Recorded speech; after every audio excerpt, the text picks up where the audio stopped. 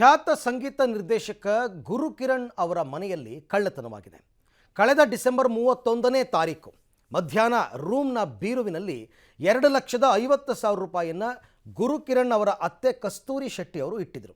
ಆದರೆ ಜನವರಿ 5ರಂದು ಹಣ ಕಳ್ಳತನ ಆಗಿದೆ. 2 ದಿನಗಳ ಕಾಲ ಮನೆಯಲ್ಲೆಲ್ಲ ಕುಟುಂಬಸ್ಥರು ಹುಡುಕಾಡಿದ್ರು, ಹಣ ಸಿಕ್ಕಿಲ್ಲ. ಹೀಗಾಗಿ ಜನವರಿ 7ರಂದು ಚಂದ್ರ ಲೇಔಟ್ ಪೊಲೀಸ್ ಠಾಣೆಗೆ ಗುರುಕಿರಣ್ ಅವರ ಅತ್ತೆ ಕಸ್ತೂರಿ ಶೆಟ್ಟಿ ಅವರು ದೂರು ನೀಡಿದ್ದು FIR ಕೂಡ ದಾಖಲಾಗಿದೆ. ಮನೆ ಕೆಲಸದವರ ಮೇಲೆ ಕಸ್ತೂರಿ ಶೆಟ್ಟಿ ಅನುಮಾನವನ್ನು ವ್ಯಕ್ತಪಡಿಸಿದ್ದಾರೆ. ಚಂದ್ರ ಲೇಔಟ್ ಪೊಲೀಸರು ಮನೆ ಕೆಲಸದಾಕೆ ರತ್ನಮ್ಮಳ ವಿಚಾರಣೆಯನ್ನು ನಡೆಸಿದ್ದಾರೆ. ಆಸ್ತಿ ತೆರಿಗೆ ಪಾವತಿಗೆ BBMP ಅವರು ನೋಟಿಸ್ ಕೊಟ್ಟಿರೋದಕ್ಕೆ ಸಚಿವ ರಾಮಲಿಂಗಾರೆಡ್ಡಿ ಅವರು ತೀವ್ರ ಅಸಮಾಧಾನವನ್ನು ಹೊರಹಾಕಿದ್ದಾರೆ. ಪಾಲಿಕೆ ವ್ಯಾಪ್ತಿಯಲ್ಲಿ ಸ್ವತ್ತುಗಳ ಆಸ್ತಿ ತೆರಿಗೆಯನ್ನು ಪರಿಷ್ಕರಿಸಿ 2016-17ನೇ ಸಾಲಿನಿಂದ ಆಸ್ತಿ ತೆರಿಗೆ ಮೊತ್ತವನ್ನು ಪಾವತಿಸುವಂತೆ ಸಾರ್ವಜನಿಕರಿಗೆ ನೋಟಿಸ್ ನೀಡಿದ್ದಾರೆ.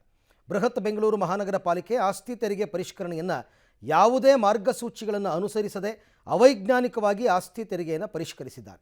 ಒಟ್ಟು 7 ವರ್ಷಗಳಿಗೆ ಪರಿಷ್ಕರಣೆ ನೋಟಿಸ್ ಜಾರಿ ಮಾಡಿರೋದು ಕಂಡುಬಂದಿರುತ್ತೆ.